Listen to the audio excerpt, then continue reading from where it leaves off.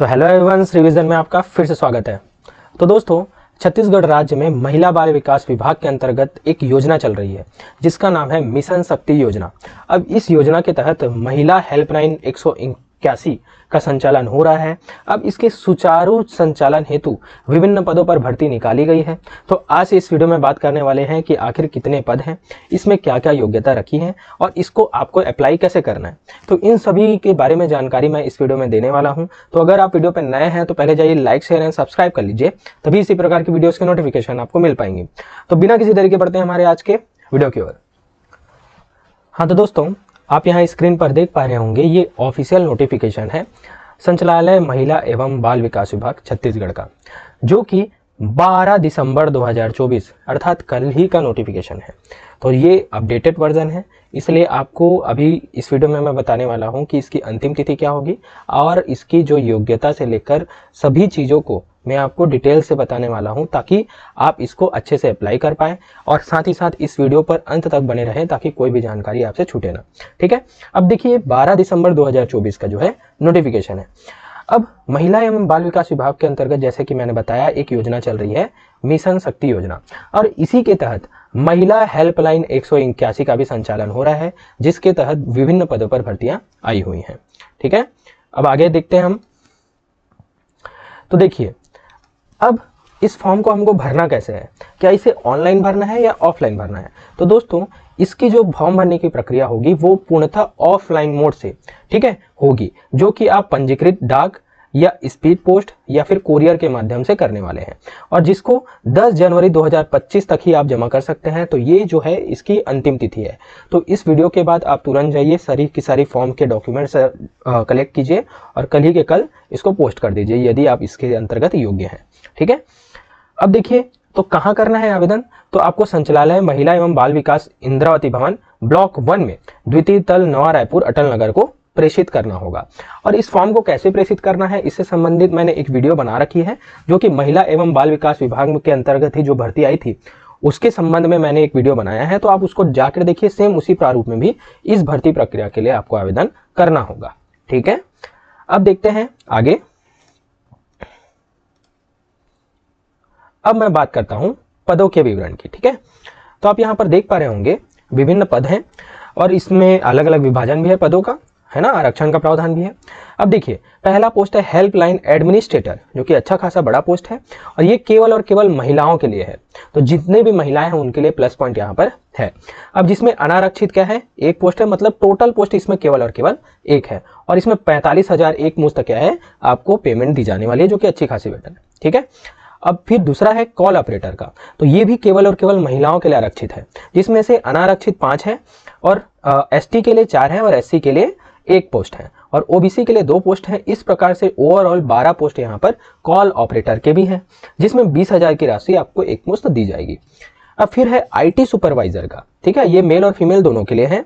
तो ये 1 पोस्ट है इसमें अनारक्षित, वो भी, और इसमें टोटल पोस्ट है 1। ठीक है, अब मल्टीपर्पज स्टाफ की मैं बात करूं तो ये भी केवल 1 पोस्ट यहाँ पर अनारक्षित और 1 पोस्ट जो है ओबीसी के लिए इस प्रकार से, और 1 पोस्ट है एसटी के लिए। इस प्रकार से टोटल 3 पोस्ट है यहाँ पर। और फिर सिक्योरिटी गार्ड नाइट गार्ड, ठीक है, इसकी 1 पोस्ट है और ये एसटी के लिए 1 पोस्ट है और ओबीसी के लिए 1 पोस्ट है। इस प्रकार से टोटल 3 पोस्ट है यहाँ पर। यहाँ पर आप सभी की सैलरी देख पा रहे होंगे और यहाँ पर सीधा एक मुश्त वेतन यहाँ पर आप देख पा रहे होंगे। ठीक है, और मैंने पहले ही बता दिया था पहला और दूसरा पोस्ट जो है केवल और केवल महिलाओं के लिए है। अब देखिए आगे मैं बताता हूं और विवरण। देखिए, अब सभी के बारे में मोस्टली यही जानना होता है कि आखिर शैक्षणिक योग्यता क्या है, क्या इसमें अनुभव मांगा गया है या फिर कौन कौन से कौशल इसमें मांगे गए हैं।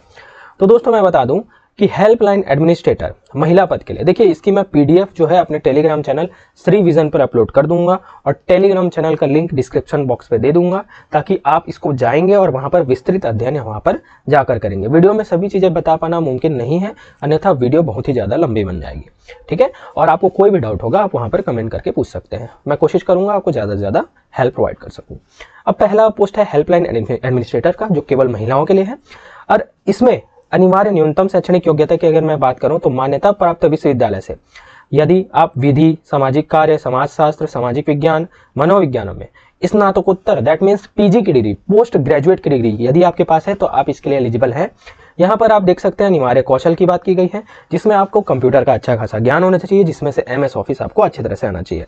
अब देखिए यहाँ पर सीधी सी बात की गई है अनुभव की, ठीक है, एक्सपीरियंस की। आप यहाँ देख पा रहे होंगे ये पूरे अनुभव है ना। तो ऐसी महिला जिसके पास किसी शासकीय, अर्धशासकीय, गैर सरकारी संगठन के साथ, चाहे वो गवर्नमेंट हो, सेमी गवर्नमेंट है ना, या प्राइवेट हो, तो उसमें ऐसे जगह में काम किया होना चाहिए जहां पर महिलाओं से संबंधित आपका कार्य होना चाहिए और उसमें 5 वर्ष का अनुभव होना चाहिए, ठीक है। और यहाँ पर पूरी की पूरी आपको डिटेलिंग दी गई है दोस्तों, ठीक है।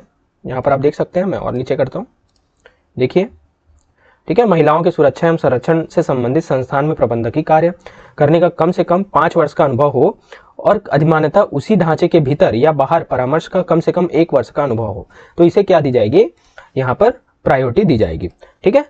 तो देखिए, और यदि वह महिला स्थानीय समुदाय की निवासी है तो उसको और ज़्यादा प्रायोरिटी दी जाएगी, क्योंकि इन सभी कार्यों के लिए स्थानीय समुदाय का होना बहुत जरूरी है। अब यहाँ पर दोस्तों प्लस पॉइंट यह है कि आपके जो कार्यों का दायित्व, मतलब यदि आपकी भर्ती इसमें होती है तो आपको क्या क्या कार्य यहाँ पर करने होंगे, उसका भी विवरण यहाँ पर दिया गया है। तो आप यहाँ पर से कार्य भी आपके देख सकते हैं, ठीक है। देखिए, इतने सारे आपके कार्य का पूरा विवरण दे दिया गया है। मोस्टली लोगों का यही डाउट रहता है कि आखिर इस पद में अगर हम अप्लाई करते हैं तो हमारा क्या काम होगा, ठीक है। अब आप देखिए यहाँ पर, ठीक है, कार्य है। अब बात करते हैं कॉल ऑपरेटर की, तो ये भी केवल महिलाओं के लिए है।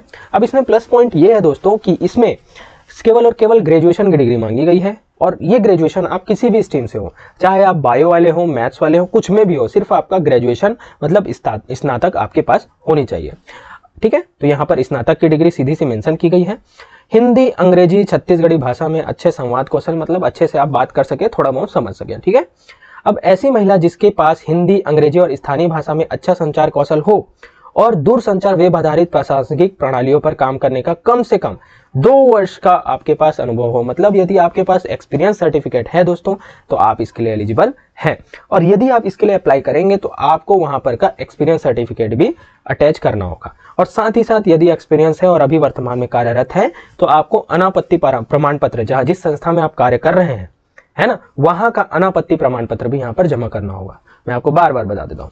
अब फिर यहाँ पर भी आप देख पा रहे होंगे पूरे इसका कार्य का विस्तृत विवरण है, ठीक है। अच्छे से PDF को एनालिसिस करके पढ़ेंगे आप, तभी चीजें आपको अच्छे से समझ में आएंगी। अब देख सकते हैं IT सुपरवाइजर का, जो कि कंप्यूटर से रिलेटेड है। तो CS यदि आपने किया है ना कंप्यूटर में, तो ये उसके लिए अच्छी खासी अपॉर्चुनिटी है। देखिए, कंप्यूटर सूचना प्रौद्योगिकी में स्नातक या अन्य विषय में स्नातक यदि है मतलब यदि आपने कंप्यूटर में ग्रेजुएशन नहीं किया है, अदर स्ट्रीम में किया है, तो आपके पास क्या है, सूचना प्रौद्योगिकी में डिप्लोमा होना चाहिए, वो भी मान्य होगा। अब यहाँ पर क्या है, ये सभी चीजें आपकी अनिवार्य कौशल है ना। कंप्यूटर का नॉर्मल आपको नॉलेज होना चाहिए, वेब आधारित जो नॉलेज है उसको आप डिटेल से पढ़िएगा। और फिर देखिए यहाँ पर पूरे के पूरे अनुभव का क्या है, विस्तृत विवरण है, जिसमें 3 वर्ष का अनुभव यहाँ पर न्यूनतम मांगा गया है। आप इसको देखिएगा। और यदि आपने आपातकालीन हेल्पलाइन सेंटर में पहले काम किया है तो आपको प्रायोरिटी हर पोस्ट में दी जाएगी। यदि आपने उस क्षेत्र से संबंधित कोई काम किया है तो आपको प्रायोरिटी ऑटोमेटिकली मिलने वाली है।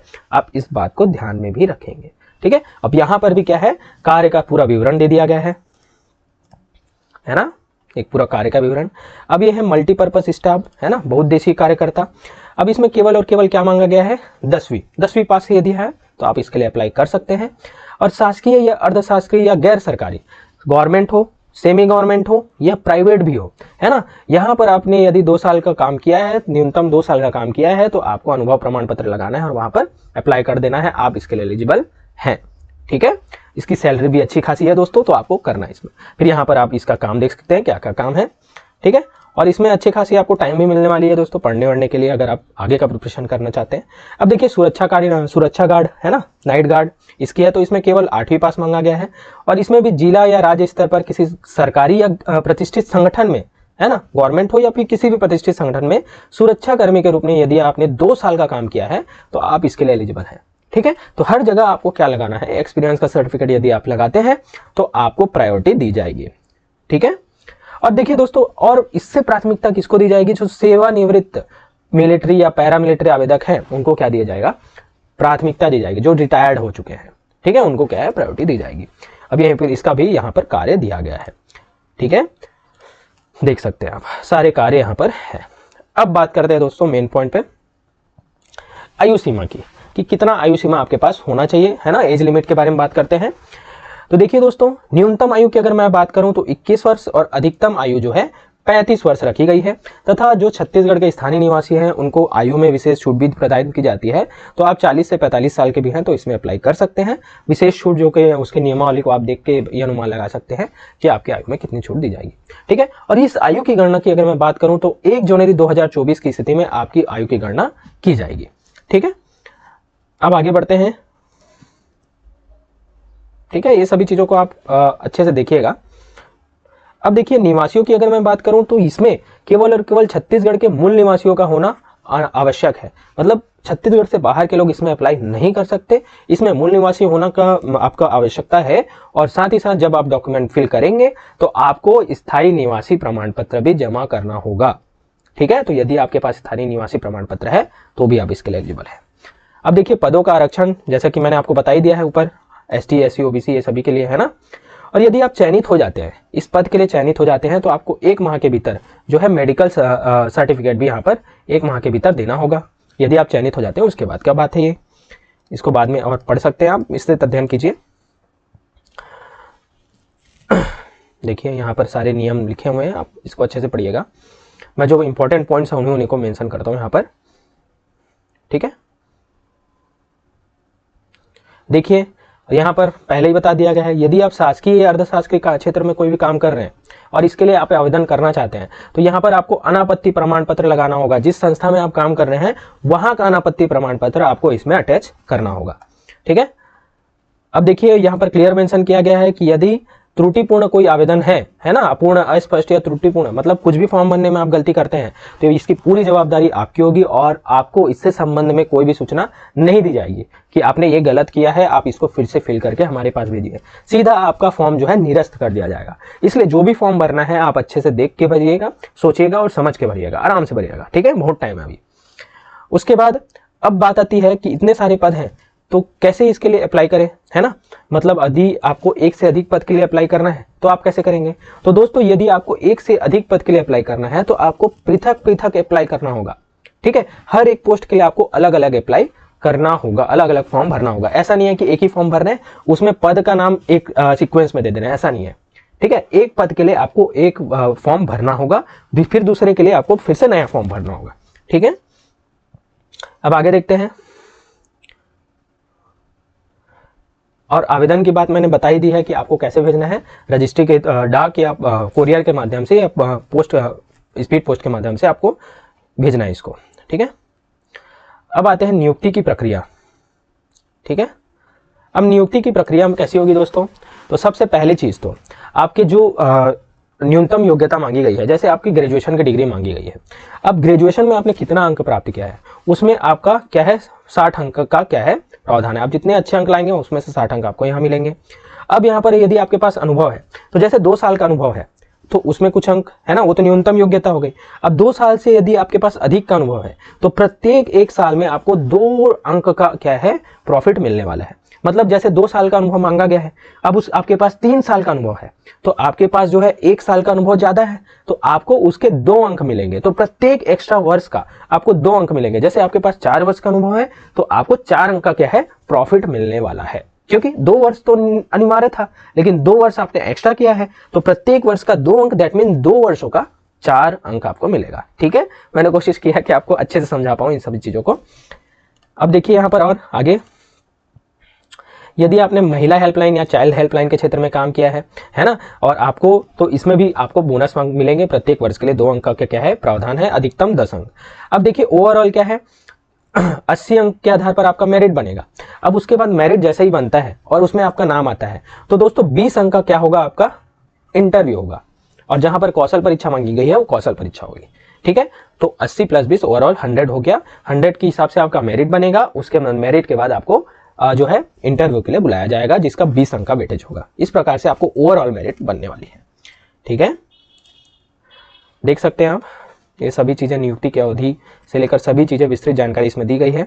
अब देखिए आप यहाँ पर आवेदन का प्रारूप देख सकते हैं, है ना, कैसे आपका आवेदन का प्रारूप होगा।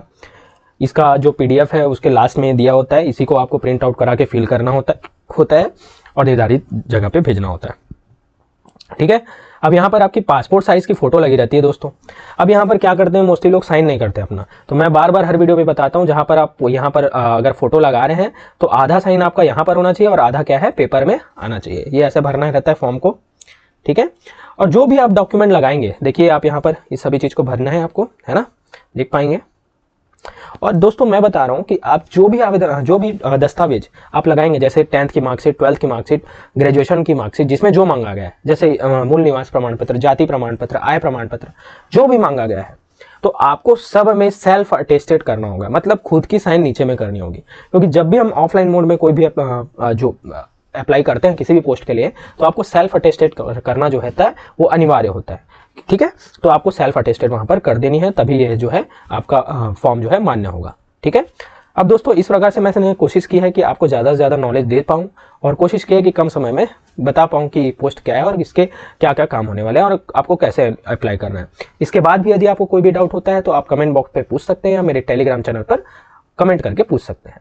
तो दोस्तों इसी प्रकार की वीडियोस मैं लाते रहता हूं, जिसमें नए जॉब्स के वैकेंसीज के बारे में होते हैं और नए अपडेट्स भी होते हैं। ठीक है, इसको क्लियर करता हूं। तो दोस्तों आज की मेरी वीडियो अगर अच्छी लगी तो यार लाइक, शेयर एंड सब्सक्राइब करो, और ज़्यादा से ज़्यादा इसको बताओ, शेयर कीजिए अपने आसपास के लोगों पर, तभी ताकि इस सभी के बारे में उनको सूचना मिल पाए। तो दोस्तों आज के मेरे वीडियो पर बने रहने के लिए धन्यवाद। मिलते हैं अपने नेक्स्ट वीडियो में।